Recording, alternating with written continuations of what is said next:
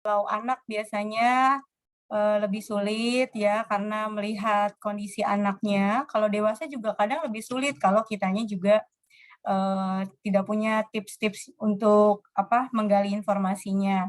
Jadi, sedikit ringan atau beratnya materi hari ini dinikmati aja dulu ya, karena nanti bakal ada demonya yang mungkin lebih, bisa membuka sih atau mencerahkan dari materi hari ini, gitu ya.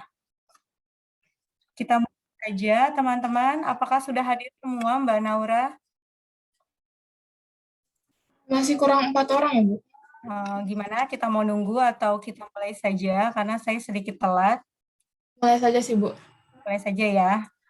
Oke, teman-teman kita mulai saja, yaitu tentang wawancara psikiatri pada anak dan juga remaja. Jadi di rumah sakit kami selain, psikiatrinya menangani masalah, dewasa yaitu skizofrenia, bipolar, kecemasan, dan segala macamnya itu, yang bentuknya adalah ODGJ, kami juga menangani masalah, psikiatri pada anak dan remaja. Nah, yang bila tidak tertangani di saat masih remaja dan anak remaja, biasanya nanti akan menjadi pencetus, atau menjadi, lanjutan pada psikiatri dewasa. Makanya peran OT sangat besar di, psikiatri anak dan remaja. Supaya kenapa? Supaya anak ini bisa berfungsi kembali nantinya dan tidak menjadi psikiatri dewasa. Ya, kita mulai saja. Mbak, silakan. Nah, tujuan dari kita melakukan asesmen atau wawancara pada anak dan juga remaja adalah, seperti yang sudah kita ketahui di dewasa juga, harapannya adalah kita dapat data ya, yang mana datanya ini, untuk mengeksplorasi adanya masalah atau gangguan emosi dan juga perilaku pada anak dan juga faktor-faktor yang berkaitan. Jadi kalau pada anak dan remaja cenderung memang yang dimunculkan adalah, masalah perilaku dan juga emosinya ya. Terus untuk mendapatkan kondisi mental anak, mana yang, masih ada kekuatan dan juga kelemahan pada masalah mentalnya, dan juga pada tahap perkembangannya. Terus tujuan yang lain adalah sebagai landasan kita nih sebagai seorang terapi dalam merencanakan program yang akan nantinya kita berikan, seperti itu. Dan juga kita juga bisa memproyeksikan dari, wawancara yang kita dapat, yaitu tentang prognosis dan penyakit pada anak. Next. Nah, wawancara psikiatri ini pastinya berbeda antara anak dan dewasa ya.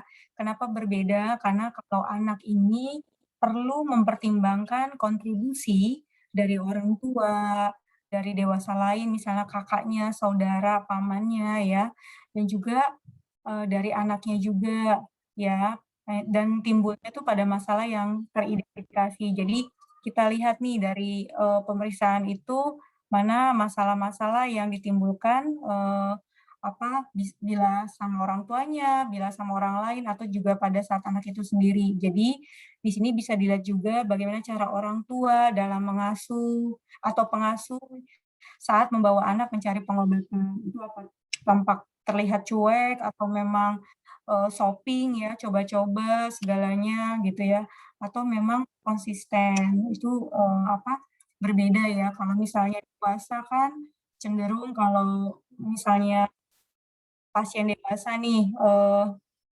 dibawa orang tuanya cenderung biasanya memang, itu udah di klimaksnya gitu, udah jenuh orang tuanya, jadi kayaknya harapannya juga tipis. Tapi kalau anak itu cenderung kadang harusnya jadi pengen anaknya cepet misalnya kalau misalnya gangguan bicara ya pengen cepet bisa ngomong, kalau nggak bisa jalan pengen cepet bicara, seperti itu. Nah, itu dilihat bagaimana orang tua saat membawa anaknya mencari pengobatan. Nah, juga perilaku anak lebih menyebabkan gangguan pada orang dewasa. Ini juga ya dilihat saat wawancara. Ya, dan membedakan juga antara pasien dewasa sama anak. Karena biasanya kalau anak bermasalah yang stres tuh orang tuanya, seperti itu. Nah, terus pada beberapa kasus harapan orang tua itu tidak sesuai dengan kemampuan anak. Jadi orang tua mempunyai ekspektasi yang tinggi terhadap anaknya. Dan terkadang inilah yang menimbulkan anak menjadi gangguan atau menjadi gangguan psikiatri ya, biasanya seperti itu. Dan ini banyak banget ditemukan di rumah sakit kami. Ya, ya, next. Nah, selain itu yang membedakan antara wawancara anak dan remaja itu adalah anak sedang dalam masa tumbuh dan berkembang, ya. Yang mana pemeriksa memiliki tahap perkembangan yang berbeda juga pastinya dengan perkembangan anak. Makanya seorang okupasi terapi harus memegang yang namanya dan hafal dan juga ngerti tahapan perkembangan anak tuh yang benar seperti apa. Ya, kalau kita tahu pastinya kita juga bisa lihat oh anak ini bermasalah. Terus cara berkomunikasinya juga pastinya berbeda ya, pada anak berbeda dan pada remaja berbeda. Jadi nggak bisa disamain sama dewasa. Terus kemampuan berpikir anak usia sekolah juga cenderung konkret, jadi banyak nanya, banyak pengen tahu, seperti itu. Jadi kita pun dalam mewawancara pastinya pakai trik-trik khusus supaya hal itu bisa dihandle dan kita pun mendapat informasi yang kita inginkan. Selanjutnya. Nah, ada lagi yang membuat berbeda adalah anak dapat bersikap dan berperilaku berbeda pada lingkungan yang berbeda. Jadi, anak ini kayak bunglon ya, kalau di sekolah dia sikapnya beda, kalau di sekolah di rumah beda, terus sama teman sebayanya beda. Makanya kadang kita suka bilang jagoan kandang misalnya seperti itu ya. Itu juga perlu dievaluasi atau menjadikan data buat kita. Terus perlu juga dinilai fungsinya apakah bermasalah pada satu lingkungan saja, misalnya apakah di sekolah saja atau di rumah saja, atau sama temannya aja dia misalnya galak, marah, tantrum, atau di setiap lingkungan tersebut gitu. Jadi itu yang membedakan anak dengan dewasa ya. Kalau orang dewasa kan konsisten tuh, kalau dia ngamuk ya dimanapun dia ngamuk bisa gitu, bukan melihat-lihat di rumah atau di mananya, tapi tergantung juga dari stresornya.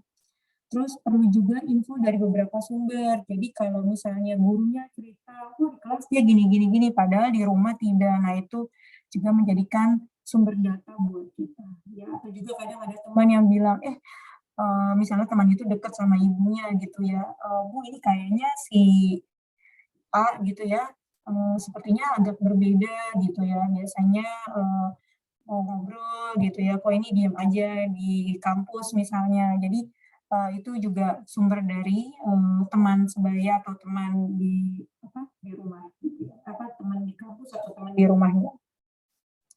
Next. Yang keempat yang membedakan juga adalah masalahnya adalah anak itu perlu dinilai dari konteks perkembangan anak ya. Jika ada keterlambatan bisa juga dibandingkan dengan anak-anak seusianya. Jadi kalau dewasa kan nggak ada tuh ya. Kalau anak itu kita jadi pemeriksaannya benar-benar banyak gitu. Selain emosi ya, selain perilaku, kita juga perlu lihat perkembangan anaknya. Ini ada keterlambatan nggak nih dari keterlambatan dalam perkembangan fisik, ya, perkembangan emosi. Jadi banyak nih yang perlu digali. Ya. Terus ada juga masalah pada anak yang terkait kemampuan anak pada tahap perkembangan tertentu.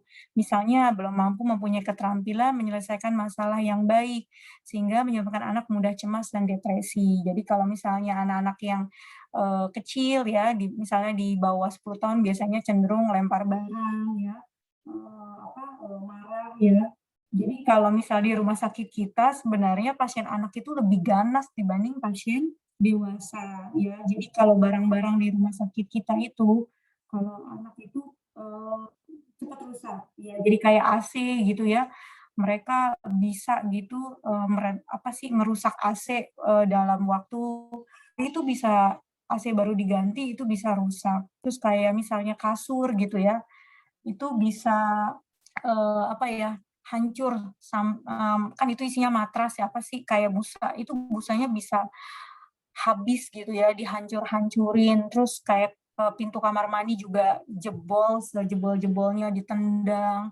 Ya jadi kabel listrik juga ya. Jadi mereka kadang, kalau lagi marah tuh berusaha untuk, lari, kabur gitu ya, dipikir dengan lubang sekecil apapun mereka bisa masuk. Nah, seperti itu. Jadi kalau di dewasa kita bisa ngirit barang, tapi kalau di anak itu,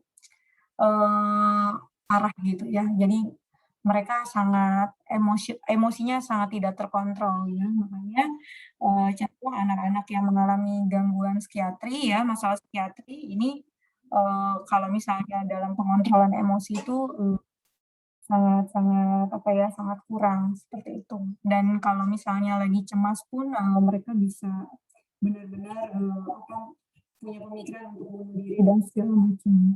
Jadi nggak mikir panjang, seperti itu. Terus anak yang memiliki masalah psikiatri seringkali memperlihatkan hilangnya kemampuan perkembangan yang telah dicapai sebelumnya. Ini udah sangat bukan rahasia lagi, biasanya tadinya dia bisa main piano, tadinya dia bisa bersosialisasi dengan temannya dengan baik, dia bisa menggunakan berbagai bahasa misalnya, itu tiba-tiba itu hilang gitu saja atau memang, kayak seperti ada penurunan kognitif seperti itu. Nah, ini juga salah satu ciri dari, masalah ciri-ciri dari masalah psikiatri pada anak. Next. Nah, yang membedakan lagi adalah jenis gejala yang ada pada anak atau remaja seringkali berbeda dengan gejala gangguan pada dewasa. Ya, ini seperti yang saya bilang tadi, ya kalau anak sama remaja, kalau dia ngalami depresi itu sangat sensitif atau mood irritable ya, jadi berubah-ubah. Jadi kita itu dalam, apa ya, menanganinya kadang, punya plan A, plan B, plan C. Jadi nggak bisa cuma satu program yang kita buat, karena hari ini baik, dia bisa ngikutin kegiatan, dia bisa melukis, dia bisa menggambar, dia bisa menyelesaikan, apa, tugas-tugasnya, tapi besok dia bisa tidak mau sama sekali dan tidak mau juga ketemu kita, seperti itu. Jadi benar-benar berubah-berubah, kadang bukan besok, sorenya pun dia sudah berubah, gitu. Ya beda sama dewasa. Kalau dewasa itu depresi mereka cenderung sedih ya, nangis, tapi masih bisa diajak komunikasi. Kan ya ini anak saya. Iya, terus diagnosis sering, ya ini yang saya bilang lagi bahwa pada anak ini diagnosisnya sering sulit ditentukan. Jadi biasanya kalau untuk para dokter, nggak mau dulu nih menuliskan diagnosisnya gitu ya. Jadi lihat dulu, apa sih, perilaku, emosi, segala macamnya, data dikumpulin dulu baru kita bisa menegakkan diagnosis gitu. Biasanya, kalau misalnya ada beberapa dokter ya, biasanya itu menentukan obatnya dulu lebih ke arah kalau dia emosi lebih ke arah penenang seperti itu. Tapi kalau misalnya oke, diagnosisnya, dilihat dari, apa, kegiatan-kegiatan atau hal-hal apa yang, masih apa, yang sulit dia lakukan. Misalnya kalau dia nggak mau belajar seperti itu ya, kalau dia tidak mau sekolah itu baru, kita bantu dalam bagaimana, merencanakan program agar dia termotivasi kembali untuk kembali ke sekolah. Jadi seperti itu. Next. Yang keenam, perbedaannya adalah penting untuk bekerja sama dengan anak ya. Jadi kita sebagai okupasi terapi benar-benar harus punya skill yang bagaimana kita bisa, dekat sama, pasien kita tersebut ya, anak tersebut ya. Kita harus bina raport dulu nih, kita bina trust dulu sama dia, agar apa yang kita nanti bisa berikan juga masuk sama dia ya, dan kita juga perlu kerja sama orang tuanya. Jadi kadang apa yang sudah kita berikan, kita latih, ternyata di rumah, tidak dilakukan. Bisa juga kita kerja sama pengasuh kalau misalnya orang tuanya tidak, apa, sibuk di kantor ya, tidak mengurus anaknya, nanti kita hubungannya sama pengasuhnya, terus kita juga hubungan sama guru dan juga orang lain yang, mungkin memiliki hubungan yang bermakna sama pasiennya ini. Sebentar ya Naura, teman-teman, saya ingin anak saya dulu ya. Sebentar ya.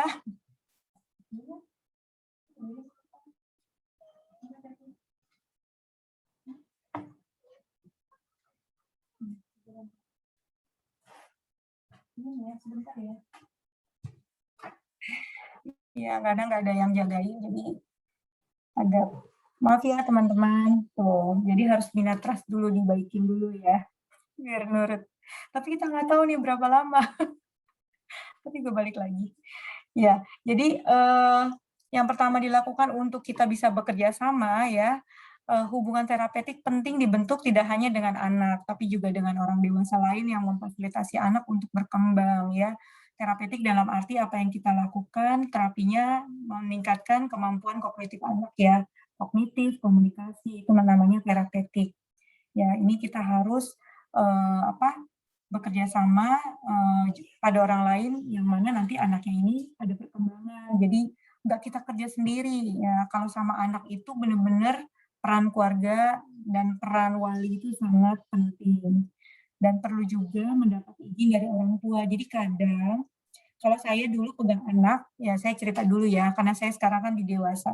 Kalau dulu saya pegang anak itu selalu kalau misalnya anaknya itu dipegang saya akan bilang sama orang tuanya, "Bapak, Ibu, saya minta restu karena anaknya mau saya, terapi. Jadi apa yang saya lakukan, mohon diizinkan," gitu, tapi dalam bentuk ya, sesuai dengan kode etik ya. Tidak berarti kita ngapa-ngapain itu orang tua, menyetujui juga, tidak. Jadi artinya apa yang kita lakukan harapannya adalah bisa dilanjutkan, oleh orang tua. Jadi, konsisten gitu ya. Jadi kalau saya dulu begitu sama orang tua. Jadi kalau orang tuanya bilang, nggak setuju, ya pasti perkembangan anak juga, kurang gitu. Tapi kalau orang tuanya setuju, terus kita kasih home program juga dijalankan, biasanya perkembangannya sangat baik. Nah, bedanya anak sama dewasa itu, perkembangannya efek dari terapi yang kita berikan itu benar-benar ngaruh gitu. Beda sama dewasa ya. Kalau dewasa, kalau saya nih ngelihat dewasa, kalau pasien dilakukan, rehabilitasi dan program-program OT dilakukan dengan baik ya, itu biasanya 3 sampai 6 bulan akan terlihat kemajuannya, baik secara, gejala positif maupun gejala negatifnya itu akan berkurang gitu ya. Nah, kalau di anak ini sangat-sangat terlihat kalau kita konsisten, orang tua konsisten, terapi kita juga tepat, itu sangat cepat perkembangannya, apalagi kan namanya anak ya, eee, ada perkembangan dalam bentuk perkembangan tumbuh kembangnya itu sangat, terlihat sekali dan biasanya orang tua tuh udah puas aja kalau misalnya ada perkembangan gitu. Misalnya tadinya nggak ngerespon, terus sedikit merespon aja udah happy banget mereka gitu. Nah, kalau misalnya di dewasa kan enggak. Nah, makanya kita perlu yang namanya menjalin hubungan juga dengan keluarganya. Makanya kenapa kalau lebaran yang pegang anak dapat bingkisannya banyak, karena dekat sama keluarga ya. Jadi udah kayak tantenya gitu. Memang benar gitu. Jadi dengan dekat dengan orang tua dan dekat dengan anak pastinya perkembangan anak juga akan, cepat ya. Terus, selain untuk evaluasi awal juga penting untuk follow up ya. Jadi kenapa perlu hubungan dan kerjasama yang baik, ini sebenarnya untuk evaluasi awal saya bilang. Kalau yang tadinya misalnya emosinya tidak terkontrol, kalau dulu saya punya pasien anak, kalau misalnya mau buang air besar atau pup ya, dia akan marah, ngamuk, dan, karena ingin melawan sakitnya, buang air besar itu, dilawan dengan cara ngamuk, marah, segala macam gitu ya. Itu kita buat, catatan gitu ya, bagaimana dia ngamuknya, bagaimana, dia apa yang dia lakukan gitu ya. Itu sampai kita lakukan pendekatan, treatment, dan akhirnya dia bisa, bisa melakukannya dengan mandiri dan tidak marah-marah, itu nanti bisa follow up apa aja sih yang sudah, kita lakukan dan apa juga yang orang tua sudah lakukan, itu juga sebagai pelajaran. Karena nantinya ke depannya dia akan menemukan hal-hal lain yang juga sama seperti itu. Mungkin awalnya buang air besar, mungkin selanjutnya apa, misalnya takut kehilangan pada sesuatu atau, kehilangan benda yang dia sayangi, seperti itu. Itu, perlu di-follow up terus, bagaimana emosinya, ya, apakah, tetap seperti itu atau, berubah atau berkembang. Nah, untuk, teknik wawancara pada anak dan remaja itu ada 5 ya, sebenarnya banyak sih, cuma saya ambil dari, beberapa yang saya baca, ini saya rangkum saja ada 5 ya. Jadi yang pertama tekniknya kita harus fleksibel, sesuai dengan tingkat perkembangan anaknya ya, jadi nggak disamaratakan. Ingat, OT itu adalah pendekatannya dengan client center ya. Jadi setiap anak pasti berbeda treatment. Terus juga fleksibel tergantung dari tingkat kognitif anaknya ya. Kalau anaknya kognitifnya rendah gimana, kognitifnya tinggi bagaimana, ya itu pasti berbeda-beda. Terus dilihat juga dari kemampuan bahasanya, bagaimana anak itu bisa komunikasi atau tidak, komunikasinya nyambung atau tidak, itu pastinya juga tekniknya berbeda. Terus juga dari emosinya dan ketika membahas suatu topik. Jadi benar-benar di sini adalah teknik wawancara pada anak ini bahwa OT melihat dari banyak faktor ya. Yang kedua adalah teknik bermain interaktif. Karena kita wawancaranya sama anak, ya biasanya kita pakai cara bermain ya, secara interaktif, yang mana supaya anak tidak merasa kalau sedang diwawancara atau ditanya-tanya gitu. Jadi memang kita bentuknya adalah membuat dia tidak sadar kalau dia sedang diobservasi sama kita ya, sedang di-assessment. Terus kemampuan berbahasa anak-anak yang mungkin saja masih terbatas untuk berinteraksi sosial. Nah ini ya sangat diharapkan bagi anak-anak kita cara melakukan wawancaranya dengan bermain ya atau apalagi untuk anak-anak yang ada masalah dengan komunikasi dan juga masalah gangguan interaksi. Jadi supaya kita pancing supaya dia mau berinteraksi sama kita sehingga kita tahu masalah-masalah anak-anak itu apa.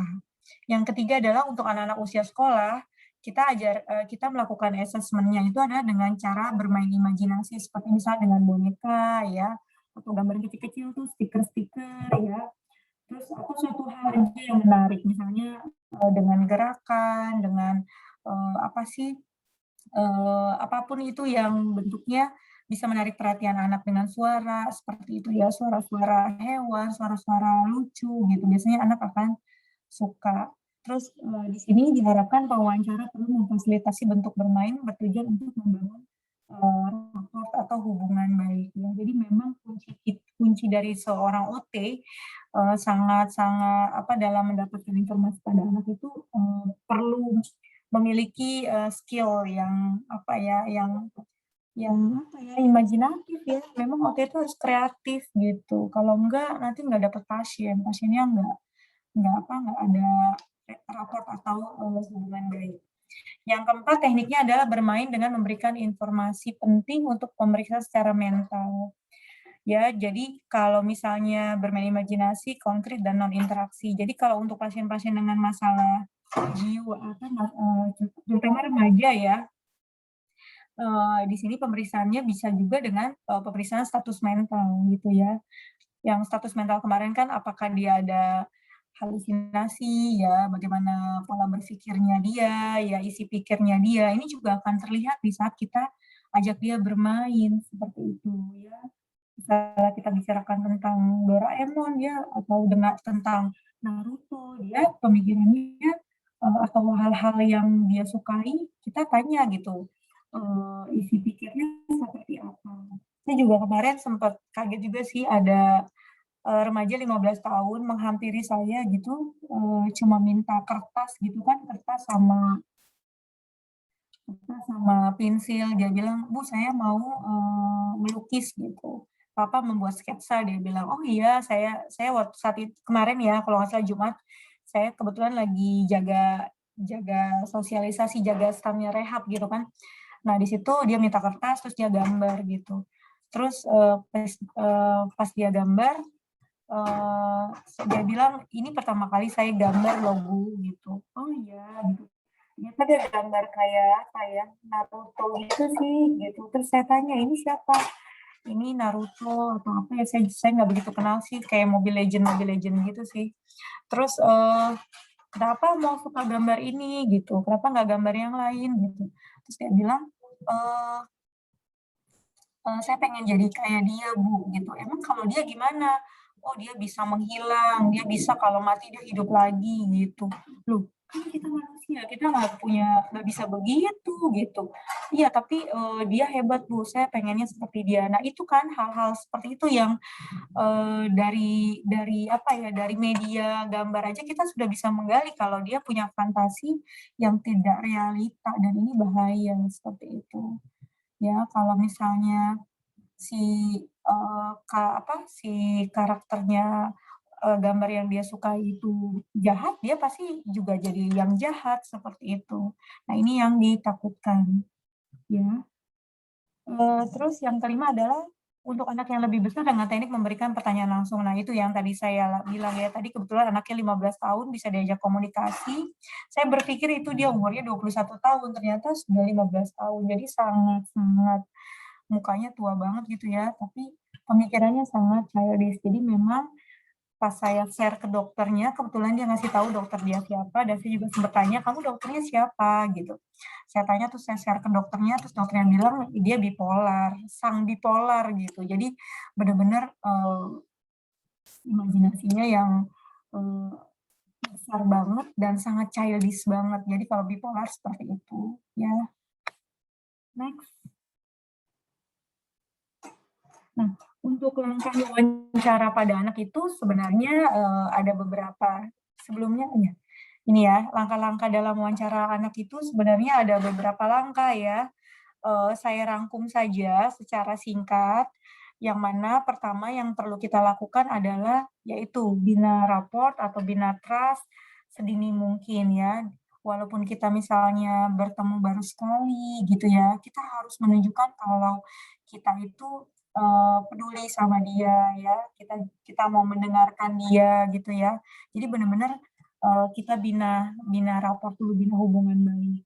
Yang mana di sini kita bisa menggunakan kalau pada anak ya, kita bisa anak yang lebih kecil, kita bisa gunakan mainan ya seperti boneka gitu ya, misalnya boneka tangan ya, terus misalnya, "Halo, apa kabar?" Seperti itu. Terus, bisa juga dengan mainan-mainan edukatif atau juga dengan alat gambar. Misalnya kalau misalnya baru kenal, "Hai, namanya siapa?" Dia mau chat gitu, terus kalau saya sih pakai caranya biasanya gini, "Ah, mau gambar ah," gitu. "Gambar apa yang enak ya?" Gitu. "Ih, tapi aku nggak bisa gambar nih," gitu. "Siapa yang bisa gambar ya?" Misalnya gitu. Terus kalau dia nggak suka juga dengan gambar, pakai yang lainnya. "Aduh, kayaknya kalau lagi diem-dieman gini, enaknya ini kali ya, main apa sih, petak umpet," gitu ya. "Tapi main sama siapa ya?" Saya biasanya dulu waktu saya pegang anak seperti itu. Atau pakai, pakai bola misalnya gitu, nendang-nendang bola, terus nggak seru nih main sendiri nih, harus ada yang, harus ada temennya nih, harus ada lawannya, seperti itu. Biasanya dari situ anak sudah mulai mau tuh ikut main sama kita. Dari situlah, kita mulai main dulu, jangan berpikir mendapatkan informasi yang banyak dulu, kita main dulu sampai dia tuh percaya sama kita, dia enjoy main sama kita, seperti itu. Ya, kalau untuk yang sama dewasa, tanyakan, bertanya ya pada hal-hal yang sifatnya tuh umum dulu, "Hai, namanya siapa?" Misalnya gitu, "Tinggalnya di mana?" Gitu. Terus, "Sekolahnya di mana? Kok kamu bisa ke sini?" Gitu misalnya, "Sama siapa?" Gitu, "Naik apa?" Biasanya gitu. Ya, jadi kalau sama yang kecil pakai yang di usia-usia masih dini ya, karena sekarang, gangguan jiwa psikiatri itu adalah bukan hanya autisme, ADHD, tapi sekarang udah masalahnya adalah, emosi ya, emosi yang nggak yang emosi, depresi, yang nggak stabil ya. Nah itu, kalau pas sama mainan biasanya mereka nggak kena tuh, gitu. Ya, biasanya mereka cenderung sama hal-hal yang levelnya lebih tinggi gitu ya. Misalnya ajak ajak diskusi gitu ya, karena anak-anak zaman sekarang itu, masalahnya karena handphone, jadi biasanya ngomongin masalah-masalah yang mereka sukai dulu. Misalnya sukanya nonton apa nih, main apa nih kalau main games, seperti itu. Nah, kalau saya kan, cenderung tidak suka games dan tidak tahu games gitu, jadi kadang saya juga nanya sih sama, anak dan suami saya, "Emang ada game kayak gini ya?" Seperti itu, dan kita tuh kayaknya harus tahu deh, kayak gitu-gitu ya. Setidaknya tidak, apa ya, tidak tidak nge-blank banget kalau, hal apa, sama hal-hal yang seperti itu gitu. Saya juga lagi berusaha sih untuk seperti itu, padahal sebenarnya saya nggak suka misalnya mengenal karakter-karakter, tapi ternyata pas kemarin dapat pengalaman, apa, ada pasien yang suka sama karakter tersebut dan takutnya karakter tersebut itu, jahat, ya saya sampai kepoin gitu sih dan sempet tanya juga ke anak saya. Saya kasih lihat juga fotonya karena itu itu anak minta difotoin saat dia hasil lukisannya sama dianya gitu. Kan dulu saya duduk suruh tunjukkan ya. Ya, dan saya kepoin itu siapa, tapi anak saya juga nggak tahu itu siapa. Ya, oke. Selanjutnya adalah, langkah kedua adalah coba meminta anak untuk menceritakan kejadian spesifik yang pernah dialaminya. Nah, mulailah dengan, pertanyaan-pertanyaan yang bersifatnya umum ya, sama tadi saya bilang ya, awalnya umum dulu. Nah, di langkah kedua ini sedapat mungkin menggunakan pertanyaan terbuka di saat kita menanyakan, pertanyaan-pertanyaan yang sifatnya umum. Misalnya namanya siapa, tinggal sama siapa di rumah, naik apa ke sini, gitu ya. Terus, hobinya apa sih gitu. Jadi memang pertanyaan-pertanyaan yang sifatnya terbuka dan jangan menggunakan pertanyaan bersifat sugestif ya, "Eh, kamu kayaknya ini ya, capean ya? Kamu kayaknya nggak suka mainan ini ya? Kamu kayaknya nggak suka sama, petugas ini ya?" Nggak boleh kayak gitu ya. Jadi, kita, lakukan pertanyaan-pertanyaan yang sifatnya positif saja.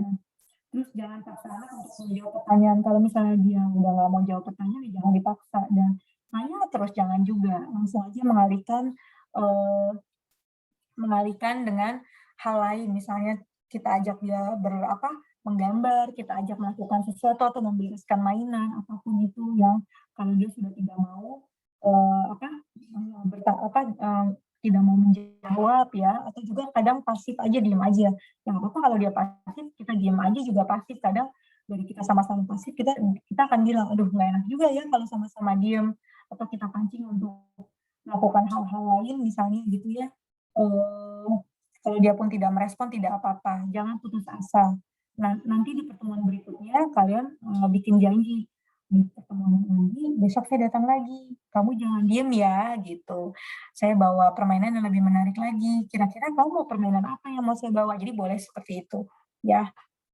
Tapi jangan pas sudah, eee, apa, eee, pas, besoknya ketemu kalian nggak bawa apa-apa, itu juga akan membuat anak merasa berharap ya. Jadi, jangan membuat janji-janji juga yang tidak pasti ya. Jadi kalau misalnya kau bilang, "Besok saya akan membawa mainan yang menyenangkan nih," gitu.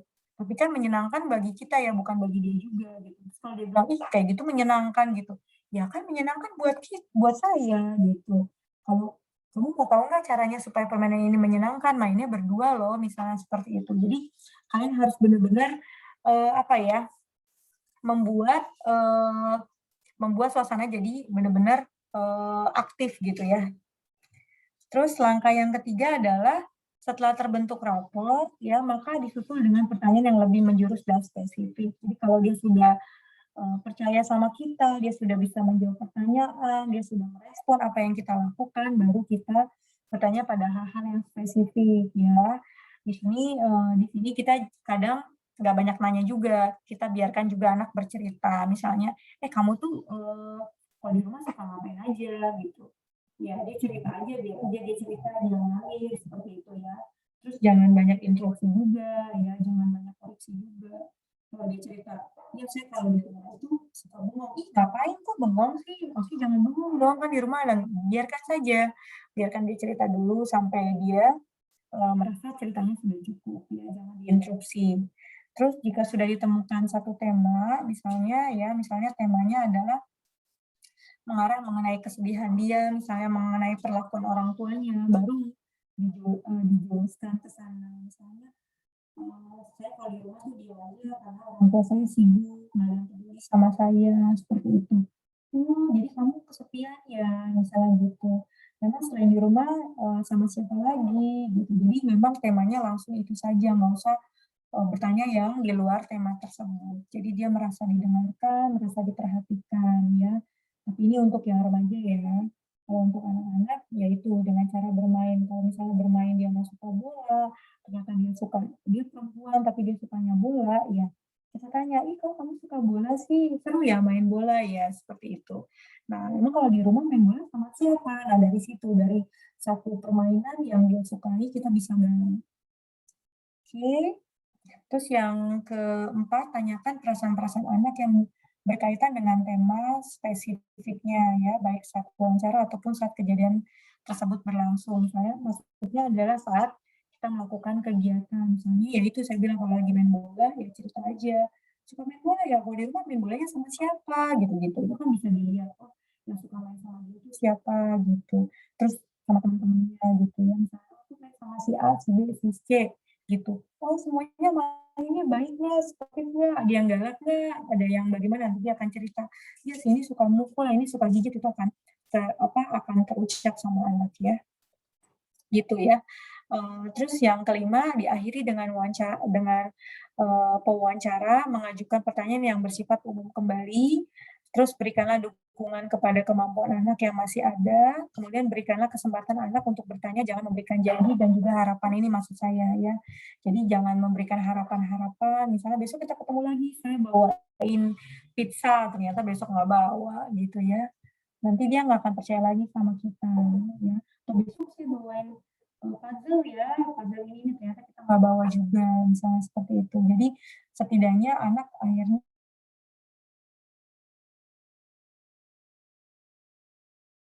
salah suka dijanjiin sama orang tuanya gitu ya.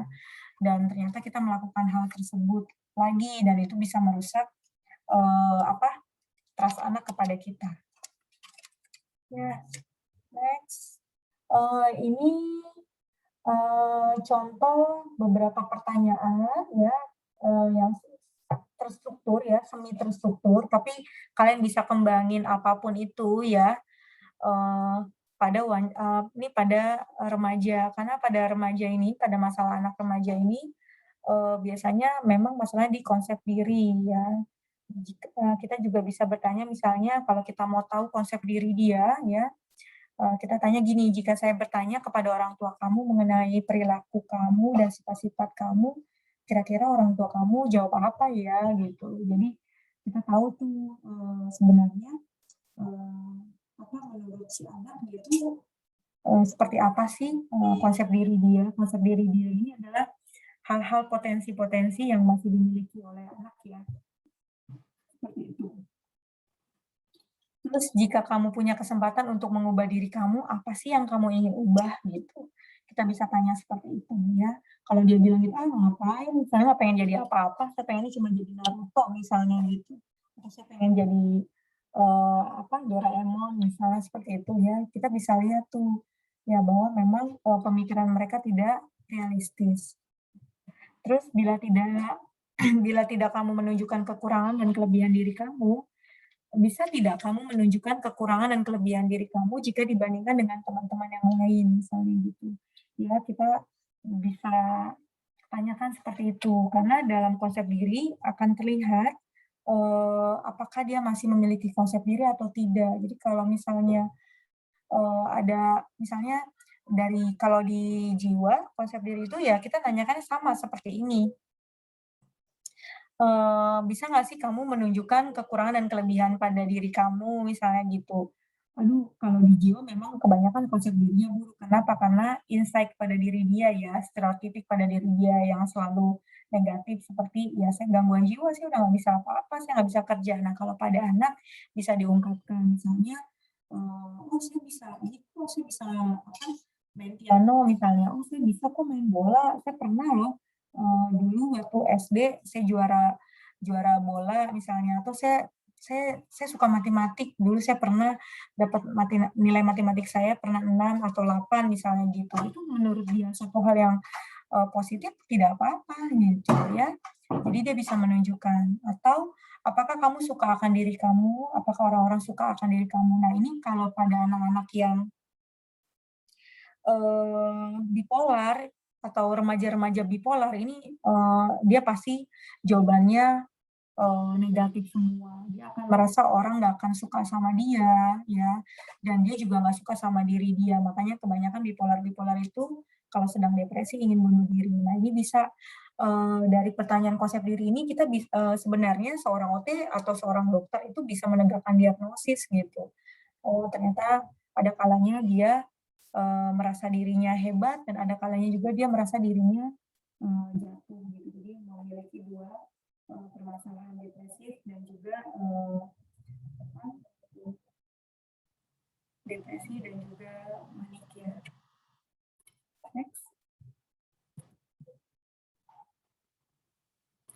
Ya, bila kita ingin mencari apa atau menanyakan mengenai status mentalnya yaitu di perasaan dan juga di persepsinya, kita juga bisa bertanya pada hal-hal tentang perilaku. Misalnya perilaku apa sih yang paling buruk yang pernah kamu lakukan gitu.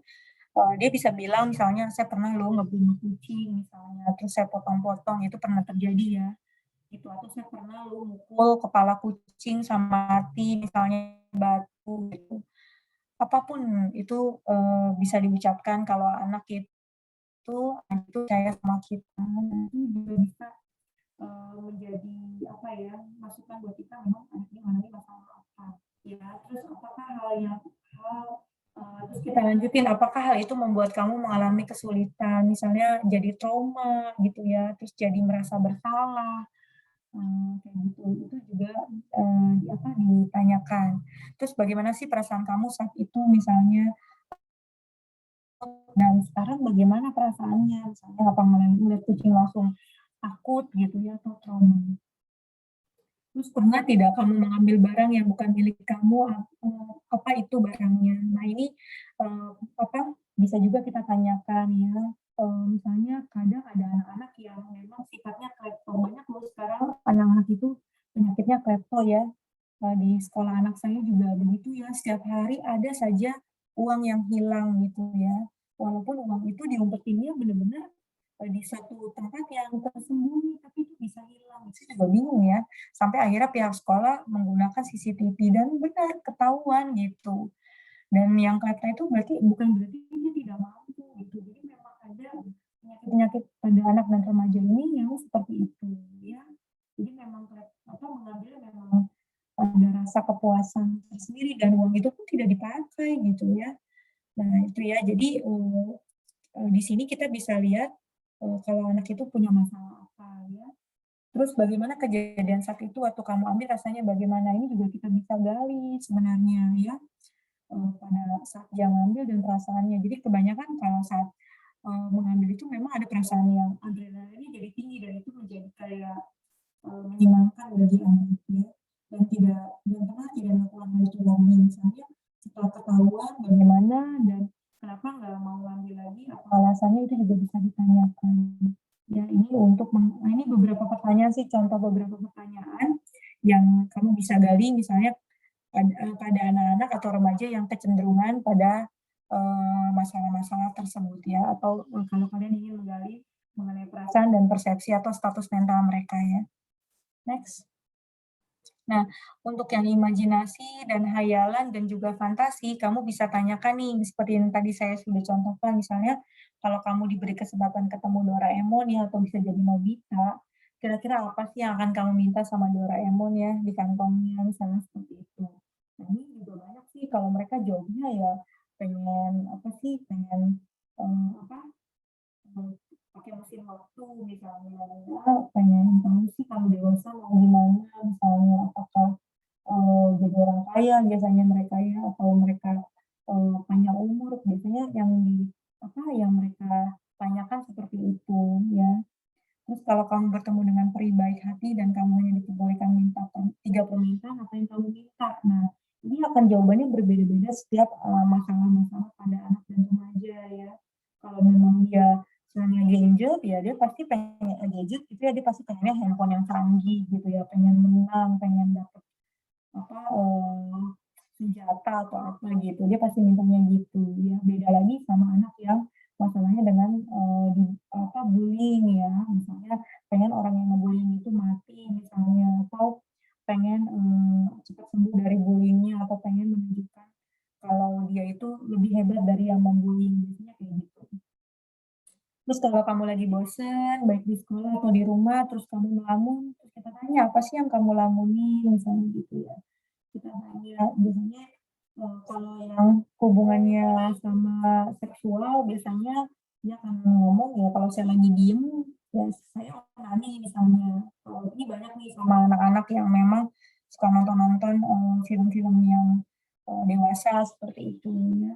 Terus kalau sama anak-anak yang memang masalah-masalah dengan, apa, masalah-masalah dengan, keluarga atau orang tua ya, mereka, biasanya, eee, merencanakan sesuatu untuk membalas dendam. Nah, itu yang perlu kalian juga tanyakan. Makanya kalau misalnya seorang OT benar-benar harus bisa melakukan, eee, wawancara atau tanya-tanya yang intinya bisa menggali, tapi bahasanya tuh tidak terlalu merasa apa ya, sedang dikoreksi gitu. Tapi sebenarnya anak itu, karena anak itu jujur, biasanya mereka ngomong aja sih apa adanya gitu. Kalau mau ngebunuh ya mereka akan ngomong mau ngebunuh gitu. Jadi nggak, dan kadang mereka sudah ngasih tahu ke kita rencana-rencananya gitu ya. Terus, kita kasih gambar, terus kita tanya, "Kalau menurut kamu gambar ini itu menceritakan tentang apa?" Ini kelihatan juga sama anak-anak yang memang kognitifnya rendah, sama anak-anak yang, kurang dalam berinteraksi ya, biasanya mereka miskin dalam bahasa dan juga ide ya.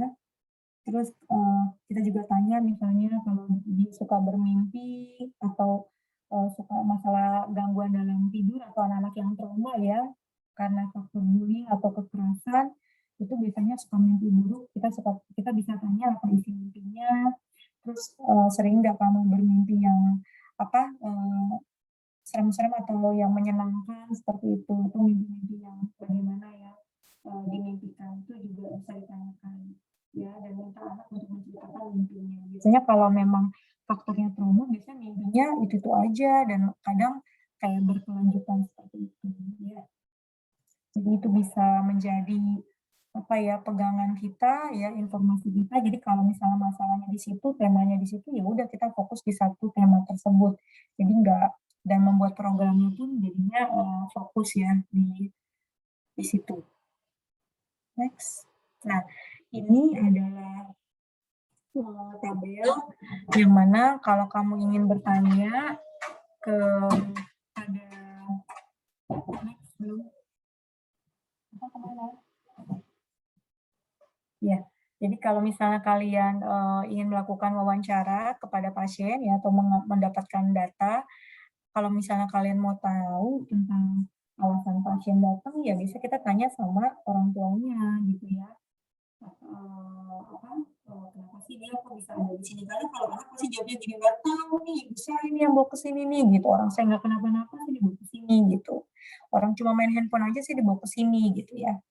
"Orang saya suka bengong, saya suka ke warung aja sih dibawa ke sini." Nah, makanya kalau hal tersebut ditanyakan kepada orang tuanya, jangan ke anaknya. Terus untuk masalah riwayat masalah, kita tanya juga ke orang tua dan juga anak. Kita tanya, "Kenapa sih kamu, bisa berada di sini?" Misalnya gitu ya. "Kok bisa dibawa? Memang kenapa?" Gitu. "Iya, di rumah suka marah," nggak tahu nih, misalnya nggak tahu ibu saya bawa ke sini, "Kamu suka marah-marah kali," gitu kan ya. Atau, suka mukul kali gitu, atau suka, suka buang-buang barang gitu, atau suka main handphone yang nggak kenal waktu gitu. Nanti dia lama-lama akan cerita, "Enggak sih, saya itu cuma main handphone dari jam 10 malam sampai jam 4 pagi," misalnya gitu. Kan bagi anak nggak masalah, tapi bagi orang tua mungkin bermasalah gitu kan, dan bagi kita juga masalah sebenarnya. Nah, itu bisa ditanyakan ya. Terus riwayat masa lalunya kita juga bisa tanya ke anak, selain pernah ke sini pernah dibawa ke mana lagi?" Gitu. Tapi memang yang jelasnya informasi dari orang tua ya. Kalau anak kadang kita cuma dapat informasi yang sedikit-sedikit gitu ya, karena kadang anak denial sama masalah-masalahnya, namun untuk lebih, bisa me mendapatkan informasi yang jelas dan tepat, biasanya kita bisa minta dari orang tuanya, ya. Terus misalnya gejala-gejala yang menyertai, kita bisa tanya juga sama anak dan juga orang tuanya, ya. Terus penggunaan zat atau obat-obatan kita tanya juga sama anaknya pernah pakai apa gitu ya. Misalnya ngelem ya, biasanya anak-anak sekarang nih karena mereka nggak punya akses membeli ganja dan sabu, mereka biasanya ngelem ya, pakai lem gitu ya. Terus, riwayat penyakit dan pengobatan sebelumnya kita tanya juga kepada anak dan juga orang tua dan juga kalau kita kenal sama dokternya, kita bisa tanya sama dokternya, ya. Terus, riwayat perkembangan anaknya, di sini kita bisa, tanyakan mengenai psikologinya gimana, kondisi emosi ini bisa kita tanya ke orang tua dan juga guru, ya, kalau kita memang ada hubungan dengan gurunya. Untuk riwayat keluarga kita bisa tanyakan orang tua, terus kekuatan potensi yang dimiliki anak kita bisa tanya orang tuanya, juga kita bisa lihat dari anaknya ya. Kita tanya, "Kamu bisa apa di sekolah? Hobinya apa?" Gitu. "Pernah juara nggak pada kegiatan apa?" Gitu. Kita juga bisa tanya guru dan juga teman sebayanya, terus kebiasaan makan anak bagaimana, ya, tanya orang tua, anak, pengasuh, dan juga saudara, support sistemnya siapa ya, kita bisa tanya orang tua, anak, dan juga, orang dewasa lain atau pengasuhnya biasanya, dan juga pemeriksaan status mental ini kita observasi dari anak itu sendiri, seperti tadi dengan bertanya mengenai, konsep diri, perasaan, dan juga fantasinya. Sebentar ya, sebentar aja, saya tutup sebentar.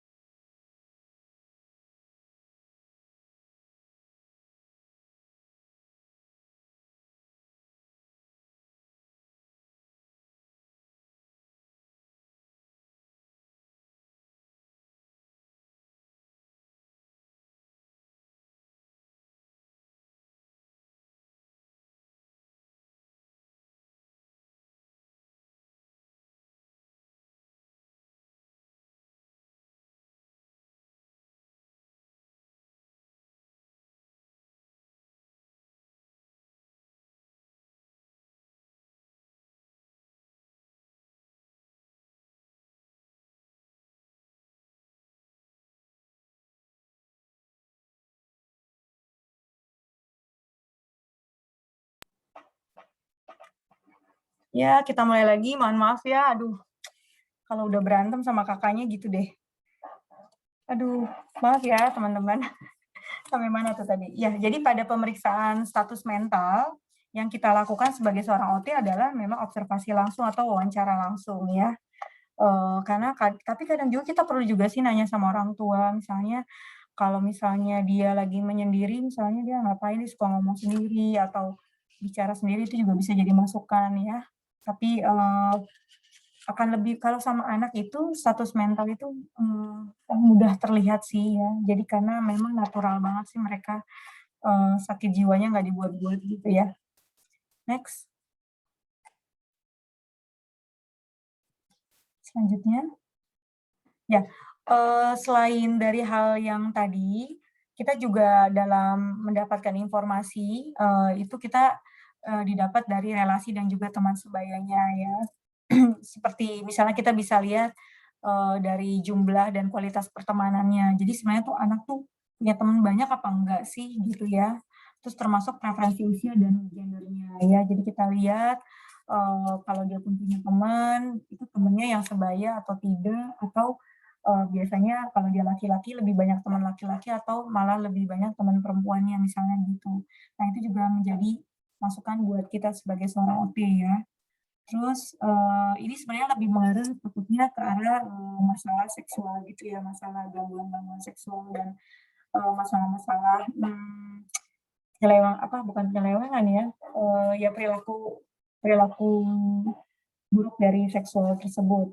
Terus yang kedua adalah keterampilan dan defisit interaksi sosialnya. Jadi kalau misalnya anak-anak dengan masalah-masalah jiwa ini, biasanya keterampilan dan juga interaksi sosialnya terbatas. Jadi kayak kemarin gitu ya, ada beberapa contoh pasien memang dia sakitnya dari kecil, terus, akhirnya menjadi pasien dewasa ya. Jadi memang masalahnya adalah di keterampilan dalam, di keterampilan dalam berinteraksi. Jadi dari kecil memang nggak punya teman gitu ya. Terus dari kecil juga memang, eee, apa ya, egois gitu ya. Jadi, akhirnya sama orang karena dia suka galak gitu ya, jadi sama orang tuanya, dibuat, ya udah main aja di rumah sendiri gitu kan, dibikin banyak mainan di rumah, akhirnya dia tidak, memiliki keterampilan dalam berinteraksi. Nah, akhirnya pas dia sekolah ya dari SD gitu, egois segala macam kan nggak punya teman akhirnya. Akhirnya dibully, terus nggak punya jadi sekolah itu kayak nggak punya semangat untuk sekolah karena nggak punya teman gitu. Kadang kan kalau teman-teman pasti ya, yang bikin semangat selain tuntutan kuliah kan pasti juga karena temen ya, jujur deh, kalau temennya asik gitu pasti kuliahnya semangat. Apalagi kalau kelompoknya asik pasti semangat ngerjain tugas. Begitu juga saya kalau kerja, teman kerjanya asik, saya juga semangat, tapi kalau teman kerjanya sikut-sikutan juga jadinya nggak semangat. Begitu juga dengan ini termasuk dari keterampilan sosial. Jadi kalau dari kecil kita nggak biasa bersosialisasi, pasti nanti besarnya ada masalah juga ya, terbentuk pada karakter kita sih. Terus yang ketiga adalah partisipasi dalam aktivitas-aktivitas yang informal dan juga terorganisir ya. Jadi, dilihat juga apakah dia anak yang suka berorganisasi atau tidak. Cenderung memang, banyak juga yang tidak berorganisasi ya, memang karena kesulitan dalam, menjalin relasi ya atau pertemanan.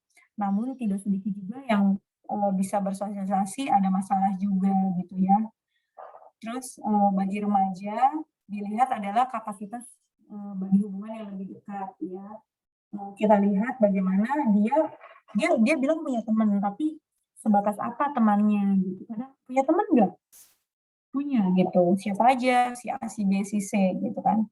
Kadang dia cuma ngomong aja padahal itu teman hayalan misalnya gitu. Terus, untuk menggali lebih dalam kita tanya, "Terus kalau sama si A biasanya ngapain aja?" "Cuma nongkrong, ngerokok bareng," misalnya. "Terus ngomongin apa?" Ya ngomongin lagu misalnya, lagu-lagu apa. Jadi kadang ya memang imajinasi dia, sebenarnya dia nggak punya teman ya. Jadi dilihat ya, bagaimana di lingkungan rumahnya, apakah dia termasuk anak yang rumahan atau anak yang suka bergaul di luar. Terus bagaimana juga aktivitas seksualnya, apakah dia ada masalah di aktivitas seksual, karena kan ini masalah remaja ya. Misalnya remaja ini, sudah mulai mencoba-coba atau mencari jati diri tentang, seksualnya tuh ya, atau kebanyakan banyaknya melakukan onani sendiri seperti itu, dan tidak terkontrol.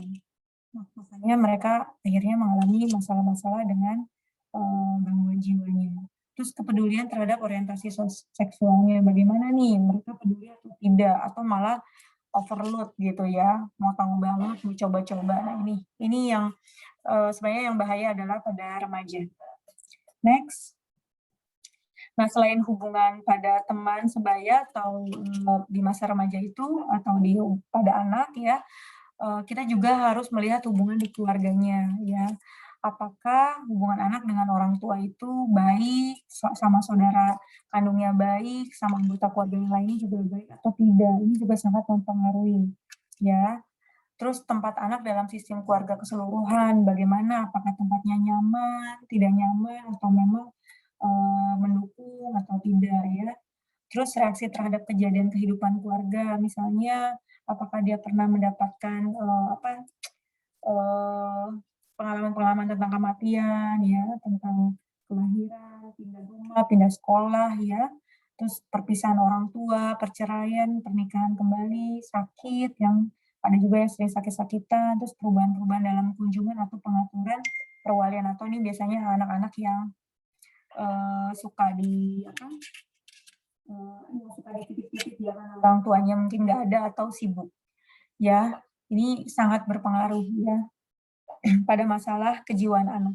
Terus kepatuhan dengan aturan-aturan keluarga, pekerjaan sehari-hari. Bagaimana sih keluarga itu, dalam menerapkan aturan di rumah. Misalnya kalau misalnya misalnya di rumah itu anak punya peran gitu. Misalnya kalau anak saya nih yang pertama tugasnya adalah nyapu sama ngepel gitu. Kalau tidak dilakukan, hukumannya apa gitu. Nah itu juga, menjadi salah satu hal yang diperhatikan. Banyak juga yang, karena faktor hukuman yang terlalu keras ya, atau juga tidak ada hukuman dalam rumah yang terlalu sering ditoleransi, itu juga menjadi masalah nantinya di saat dia, dewasa atau dalam, perilakunya sehari-hari. Next. Nah, ini ada tips ya dalam mewawancara anak dan remaja. Yang perlu dilakukan adalah menggunakan pertanyaan terbuka dan juga konkret dan saling berkaitan. Jadi, nanyanya itu, jangan lompat-lompat gitu. Jadi kalau menanya pada satu satu misalnya mau nanya tentang konsep diri dulu, ya itu konsep diri dulu selesaikan. Jadi jangan lompat-lompat dan pertanyaannya terbuka seperti tadi yang dicontohkan. Ya misalnya apa yang kamu rasakan, apa yang kamu lihat gitu ya. Ini kalau untuk anak-anak yang sudah memang berhalusinasi. Ya, terus usahakan untuk membantu anak agar ia mampu mengingat suatu kejadian atau kondisi tertentu. Misalnya, waktu hari raya Lebaran tahun lalu, kamu sudah merasakan ketakutan seperti ini. Misalnya, anak itu, di saat, lebaran nanti misalnya nggak mau keluar kamar, nggak mau ketemu saudaranya. Nah, ini bisa ditanyakan juga nantinya sama anak gitu ya. "Nih, kamu kejadiannya sejak kapan sih?" Gitu ya. "Apa tahun lalu juga seperti ini? Nggak mau ketemu keluarga?" Misalnya seperti itu ya.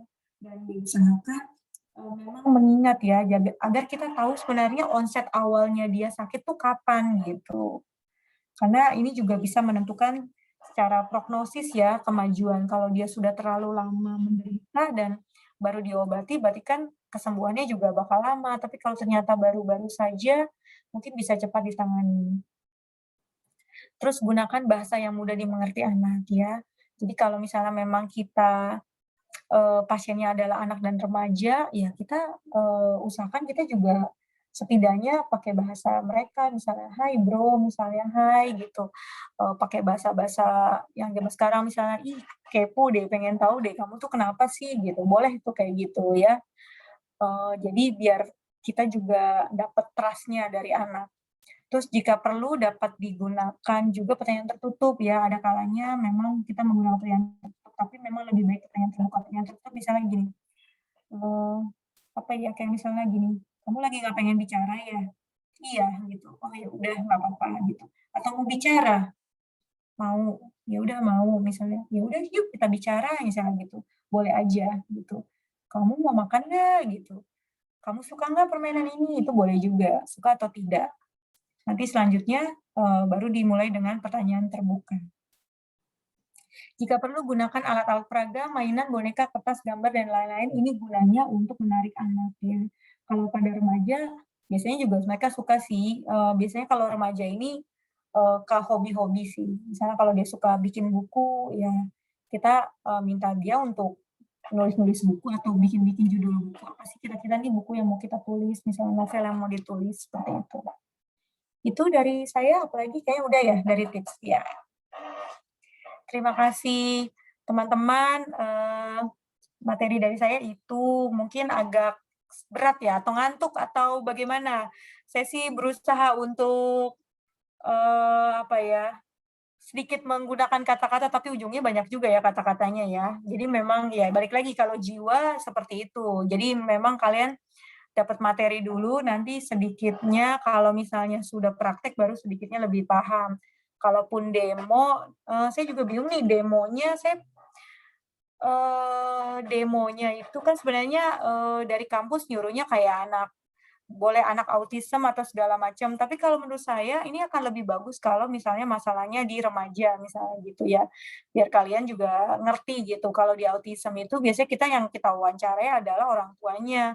Terus kalau autismnya kita bisa melihat, anak itu secara langsung sih. Nah, kebetulan saya ini kan di dewasa ya, untuk anak-anak yang, masalah-masalah seperti itu sebenarnya, ranahnya yang di anak gitu. Tapi akan saya usahakan untuk mencari pasien yang setidaknya tidak terlalu anak-anak banget gitu ya. Jadi memang, eee, masalah, remaja gitu ya, remaja-remaja saat ini biar setidaknya kalian paham gitu kalau memang, remaja sekarang itu banyak banget yang masalah ya, cenderung malah ke arah bipolar, seperti itu. Nah, dan itu unik banget kalau kalian mau tahu lebih dalam ya, sometimes kita juga nggak tahu sih, mungkin kita juga seperti itu ya, dulunya ya. Jangan-jangan kita dulu bipolar juga misalnya gitu. Tapi karena mereka tidak tertangani dengan baik, mereka tidak tersupport oleh keluarga dengan baik, dan juga tidak ada keinginan untuk lebih baik, makanya mereka akhirnya menunjunya ke psikososial dewasa, seperti itu, malah sampai minum obat. Tapi nggak apa-apa sih minum obat itu malah, memperbaiki sih ya. Jadi mungkin dari sini teman-teman ada pertanyaan, sebisa mungkin saya bisa jawab ya, tapi kalau tidak bisa saya simpen nanti saya jawabnya berikutnya. Silakan, apa masih ada waktu Mbak Naura? Kalau untuk waktu masih ada sih, Bu. Oh iya, mungkin ada yang mau bertanya yang sedikit-sedikit punya pengalaman atau bingung dari materi atau ngantuk ya?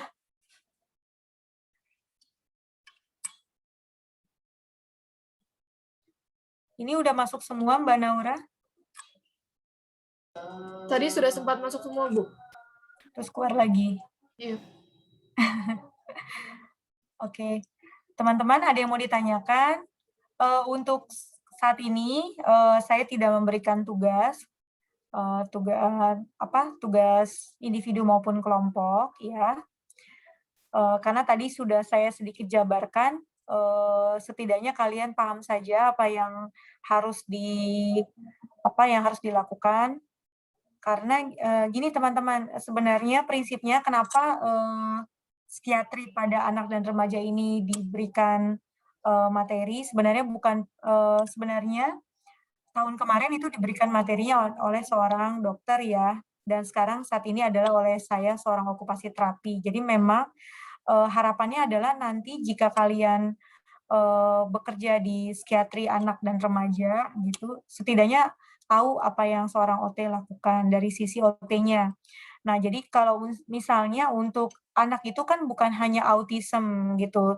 Kalau autism, besar sedikit kita akan bingung nih mau dikemanain karena, yang terjadi saat ini adalah, anak ADHD, autism yang memang masih memiliki gejala-gejala yang tidak terselesaikan di saat dia di terapi, di tumbuh kembang anak ya, di usia misalnya di bawah 7 apa, di bawah 7 tahun. Nah, setelah 7 tahun ini kadang atau 10 tahun ini bingung nih mau dibawa kemana gitu. Nah, di kami ada instalasi anak dan remaja, nah itu biasanya, memang, selain rawat inap ada juga, bentuknya terapinya. Bagaimana terapinya? Nah itu, jadi lebih banyak memang kalau misalnya untuk anak-anak dengan kondisi bipolar yang 15 tahun ya, yang di bawah 17 tahun, kadang ada juga yang masalah-masalah perilaku itu di atas 10 tahun atau di bawah 10 tahun, itu seorang OT juga memang harus bisa lakukan gitu. Nah yang namanya okupasi terapi, memang menggunakan media terapi, medianya itu yaitu seperti, media ekspresi ya, seperti gambar, kegiatan-kegiatan yang bentuknya occupation based. Jadi dalam melakukan wawancara bisa juga melakukan, langsung, occupation base-nya ya, misalnya di saat, karena sekarang gini, di rumah sakit itu kan bentuknya adalah hanya bentuk pasien datang langsung, dikasih masalahnya gitu. Padahal seorang okupasi terapi itu sebenarnya harus tetap melakukan yang namanya assessment. Jadi kalau kalian misalnya diberikan langsung, disuruh melakukan intervensi, itu nggak bisa gitu. Jadi ya lakukan dulu assessment-nya atau wawancara. Setidaknya kita tahu ini anak masalahnya apa. Kadang juga sih dokter memberikan, resep ya, "Oh ini pasien ini, perlu OT," tapi hanya tulisnya gitu doang, "Pasien perlu OT," gitu. OT-nya seperti apa, tidak ditulis. Nah makanya kita perlu yang namanya melakukan assessment. Nah, kalau untuk anak, di bawah 7 tahun ya, kadang, kalau misal terlalu aktif dibilangnya ADHD misalnya seperti itu. Nah, assessment-nya adalah dengan cara observasi secara langsung dengan bermain ya. Kalau misalnya sudah di atas 10 tahun atau 15 tahun kita lakukan, diskusi atau wawancara, seperti ngobrol gitu, tapi tetap menggunakan media-media yang memang, apa, media-media yang memang, dia sukai. Misalnya, "Kamu sukanya apa?" Gitu ya. Tapi kalau dia sukanya masak, kita nggak punya tempat masak tuh ya. Jadi lebih baik kita, nanya, "Kamu suka masaknya apa?" Kalau masak itu, apa sih misalnya, cara masaknya gimana, bumbu-bumbunya apa aja, bisa seperti itu. Jadi dari situ akan terlihat omongan dia sama apa yang dia, ceritakan itu nyambung atau enggak, atau cuma hayalan saja, misalnya seperti itu ya. Jadi maunya saya, kalian pinter-pinter saja dalam, eee, menggunakan media. Karena jujur, nggak semua rumah sakit itu menyediakan media yang kalian butuhkan. Kenapa? Karena OT itu minoritas. Kadang di sebuah rumah sakit sangat besar, itu cuma OT-nya cuma satu, padahal pasiennya dengan segala macam, masalah gitu, ya. Jadi, kalaupun nantinya kalian punya dirujuk pasien dengan kondisi bipolar, walaupun sebenarnya kalian bukan kerja di rumah sakit jiwa, tapi kalau di rumah sakit swasta ya, biasanya rumah sakit swasta internasional, itu biasanya dikirim juga pasien-pasien dengan kondisi seperti itu, dan kalian udah siap, dengan, dengan pasiennya. Nah, biasanya rumah sakit tersebut tidak memiliki yang namanya asesmen OT secara, secara khusus gitu ya. Biasanya kalau misalnya dalam rumah sakit itu, OT cuma kalau habis melakukan kegiatan kita cuma disuruh buat catatan catatan apa yang sudah kita lakukan saja, tapi secara intervensinya nggak ada gitu, secara asesmennya nggak ada. Nah, waktu dalam melakukan intervensi tersebutlah kalian melakukan asesmen. Ya, kadang pasien gini, "Ih, kok gue cuma ditanya-tanya doang sih?" Gitu kan. "Kan gue di sini mau diterapi," gitu. Nah, kalian makanya di awal kalian melakukan itu, kalian harus memberitahukan ke pasien bahwa ini adalah pertemuan pertama, kalian harus mengetahui dulu permasalahan yang ada, ingin melakukan asesmen. Dan saya juga, tidak memiliki belangko atau, OT OT di anak ini pediatri, tidak ada belangko psikiatri khusus anak, ya. Saya sempat tanya-tanya juga di rumah sakit lain, ternyata juga tidak ada. Jadi memang ternyata digabungkan dengan masalah pediatri lainnya, ya. Nah ini, makanya, akan berbeda nantinya program yang akan diberikan kepada, pasien tersebut. Kenapa? Karena pasien dengan kondisi, masalah gangguan jiwa akan berbeda dengan kondisi, fisik atau, eee, pasien anak lainnya. Nah, kalian bisa lewati aja sih yang nggak perlu gitu ya. Jadi kalau kalian udah pegang belangko anak belum ya, Naura? Sudah, Bu. Nah, di belangko anak itu kan cenderung tidak banyak menuliskan masalah psikiatri anak ya, Naura? Iya. Ya, cenderung misalnya perkembangan ya, tumbuh kembang anaknya ya. Nah, ini juga sih jadi PR buat kita, di kampus ya, terutama mungkin di sini ada dari perwakilan vokasi, untuk fokus juga sih untuk masalah-masalah ini. Jadi, jujur aja teman-teman, kami belum memiliki yang namanya belangko khusus psikiatri. Nah, karena saya juga baru ngajar nih di psikiatri anak, saya juga jadi tertantang sih untuk, merangkum itu. Karena memang hobinya saya ya gitu, suka bikin-bikin, instrumen hal-hal baru yang sebenarnya memudahkan saya juga untuk, melakukan, asesmen yang nantinya, berguna untuk membuatkan program. Jadi nggak kemana-mana gitu ya. Kadang kita udah periksa macam-macamnya, padahal masalahnya bukan di situ. Akhirnya masalah yang dituju karena kita udah capek asesmen, karena anak itu asesmennya panjang dan banyak, nggak cukup sehari ya, nggak cukup sekali juga. Jadi akhirnya nggak terselesaikan masalah di kejiwaannya. Itu aja sih teman-teman. Jadi saya cuma mereview walaupun kalian, baru angkatan semester berapa?